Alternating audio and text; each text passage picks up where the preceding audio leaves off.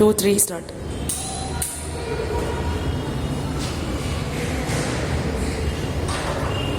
Hi, Deeksha. How are you? I'm good. How are you?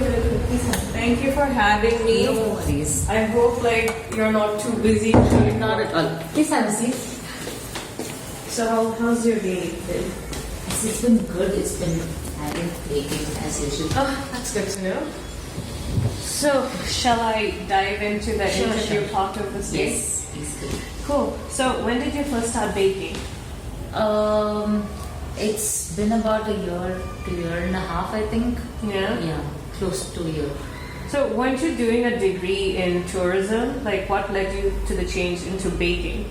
Okay, so I was never into tourism. Oh, okay. Okay, I got into it and I got out of it. That's all. That's pretty much all I know.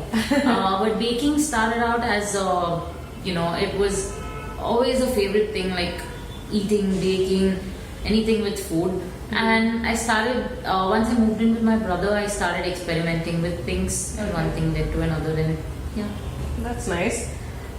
So why is your business called Cuckoo's Cookies?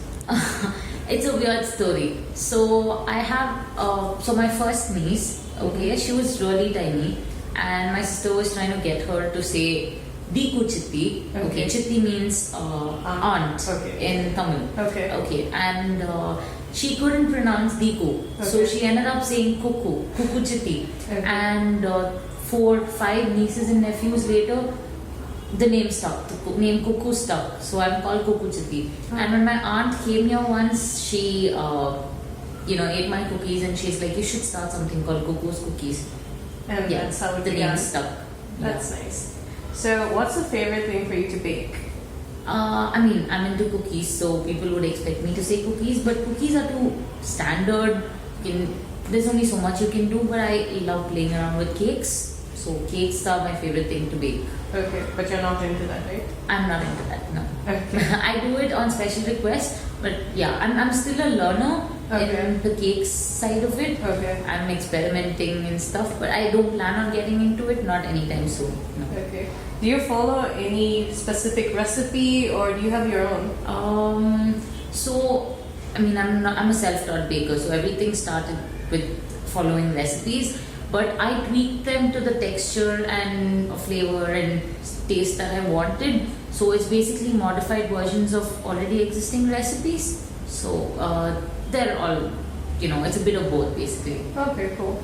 Do you have any professional mentor or someone you look up to in this industry? In this industry, not to mentor as such, but I do have an inspiration. A person very inspirational to me. His name is Shivesh. He's an Instagram sensation. He's my age. He's a food blogger and self-taught baker. Okay. So yeah, he's pretty much. His brownies are the first thing that I ever baked. So he's my inspiration. I got to meet him a week back. So yeah, that's good. That's nice. So how do you maintain a schedule for your business? How do you stay organized? I'm not organized. Okay. So initially I was doing this part-time and I was working with my brother. But now I've gotten to it full-time. So my day literally revolves around the kitchen, my oven, my baking equipment. Okay. So all day in the kitchen. I wake up in the kitchen, back to bed. So that's how my routine is. Bake, sleep, repeat. Literally that. Yeah. Okay, so have you ever had any baking disasters and how did you ever overcome from that? Obviously, a lot of baking disasters. Really? But one particular one that stuck with me is, so I did my first event and there were a lot of requests for eggless and vegan cookies. Oh, okay. Vegan especially. Okay. Just a minute. I think cookies are trying to get out. Oh, yeah. Been dying to see that. So I'm assuming this is your workplace. Yes, it is. Wow. God, that smells amazing. Thank you. Wow. I love chocolate and the smell is heavenly. Thank you. Thank you so much. This is pretty much how my house smells every day. Oh, it must be lovely to stay here. Yeah, but it grows on you. You don't really know the difference anymore. So yeah, your baking disaster. Yeah. So this one time I decided to experiment on vegan recipes, and I haven't done trials before. Okay. So just the day before the event, I decided to make like 200 cookies all in one shot. I finished it, and I tasted, and oh my god, it was disastrous. Really? I got my friends and my family to taste it, and nobody could. That's literally the first time they said no to my cookie. Okay, and I didn't do it. I didn't redo it. I didn't even go back to the vegan site till date. I just discarded the whole batch. Like 200 cookie worth dough, I discarded. Wow. Yeah, that's the biggest disaster. And you're not going to go back to it? No vegan. Okay. Have you ever had any odd requests though?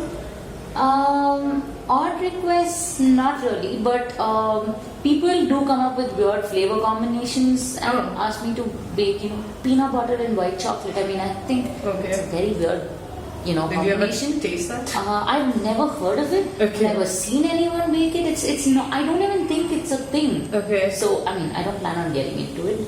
But yeah, there are some odd requests. Okay. So in this line of business, what is the most challenging thing you've ever faced? I think the challenging thing for me is doing it all by myself at the moment, because it's a one-woman show right now, and it's been for the past couple of. I mean, there's obviously been help from family and friends and stuff, but the whole business revolves around me. Okay. I mean, I'm looking to scale, but at the moment, if something is wrong or if I have an emergency or anything, I've got to put the whole thing on hold. Okay. And I think that's my biggest challenge. Okay. So do you need to know any other skills other than baking in this business? Like, do you have any other skills? I mean, you're baking, but if you want to do it as a business, I think you need a few skills for that. But I think the major skill I say is marketing, like social media based. Because there are a lot of home bakers out there, and you've got to stand out. You've got to have a very interactive online presence, and you've got to be very out there, because Instagram is everything these days, and people see something on Instagram, they immediately want to buy it. They immediately want to. It's transition to that. So I think that would be a skill, marketing, Instagram. Okay. How did your parents react when a young graduate decided to become an entrepreneur? Actually, my parents were more than happy. Oh, because, that's nice. I got lucky. Because my parents were never the go for a job, please go to the Be job. Be the corporate. No employee that's mindset good. at all. Like, dad has always been a businessman. And so it kind of runs in your blood. Runs my blood, and my brother's an entrepreneur too. Oh, so good. There's encouragement to become an entrepreneur. There's a lot of support, family and friends, huge support. That's wonderful. So I got lucky. How do you manage the finances of Pupu's Cookies? Okay, so that's a very tough question. I till date I've not really taken much of investment from my parents. Yeah. Okay, I didn't want to do that. So it's always been, whatever I made, I put it back into it, and I keep doing the same thing. Okay. And it's all fully funded by me. My brother helps me out. I have a few friends who help me out at times, but yeah, that's pretty much it. What I make goes back in. So I'm circling like that, but I'm looking to get a bigger investment and more. That's good. Bigger. What are the marketing strategies you use for your business? Instagram is The best? The best. Okay. Secondly, I mean, events. I do a lot of events. Okay. Any premium event, not every event, but anything that will suit for my product base. Like Sunday Soul Sunday? Soul Sunday. I've done 3 Soul Sundays. Oh, okay. Good. Steppin' Out, I've done like 2 Steppin' Outs. So all of those events at UB City, all of those flea markets, it's a potential crowd for me, because it's much more nicer to interact, and they relate with me. It's a good crowd. So events are my biggest thing. Okay. How do you think you stand out amongst your competitors? question. Okay, so initially when I got into it, I didn't think there were a lot of home bakers that were doing just cookies. I thought people were into cakes and cupcakes and fondant cakes and all of those. But once I got into it, I realized that that's not the thing. There are a lot of home bakers who do cookies, who do just cookies. Okay. And it was a big challenge for me to stand out. But I think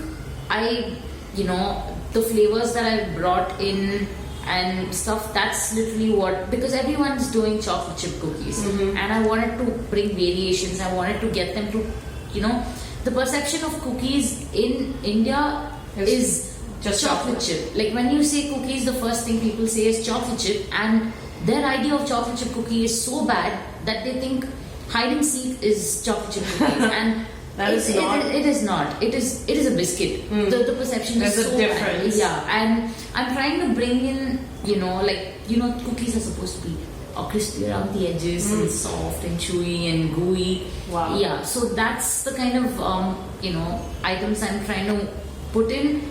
And you're trying to show people that and the biscuit and the cookie are not the same. Not the same. Most home bakers are predominantly women. Do you think you had it easier because I mean, definitely that's a thing because I'm not very sure, but home bakers majorly women. Okay. But I think the harder part would be in scaling it, not when you're a home baker, because when you're a home baker, everything is fine. You're at home, there's nothing to worry about basically. You're in a safe environment. The minute you decide to move out and scale or move into a commercial kitchen, or that's where the hard part comes. Okay. For a woman, because safety is a constraint, family pressure, parents are worried. Because the stories that people hear these days, they don't want their daughter to go through that. So those are the little constraints that I think will be the case if you scale. But as a home baker, it's a much safer thing for a woman. Like there's nothing to worry about. Okay.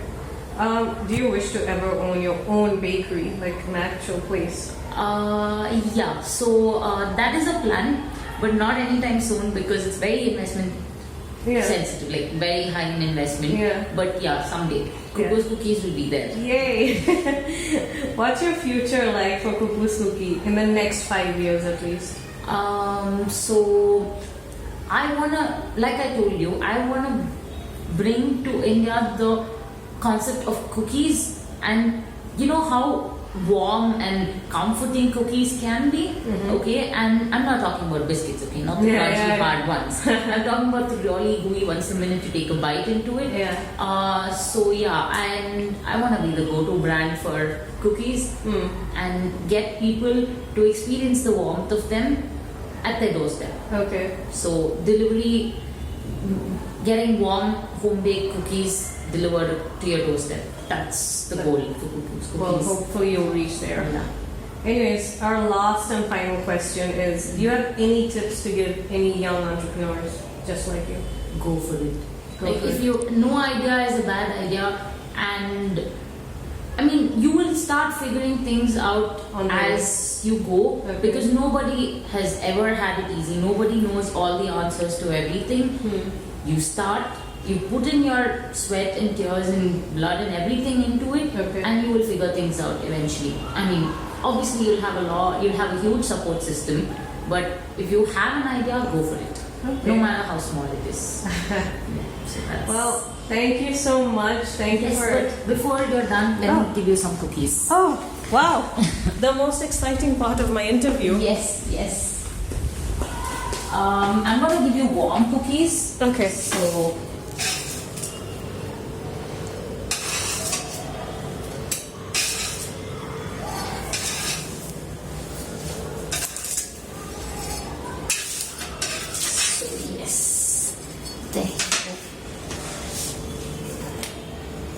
one for the cameraman.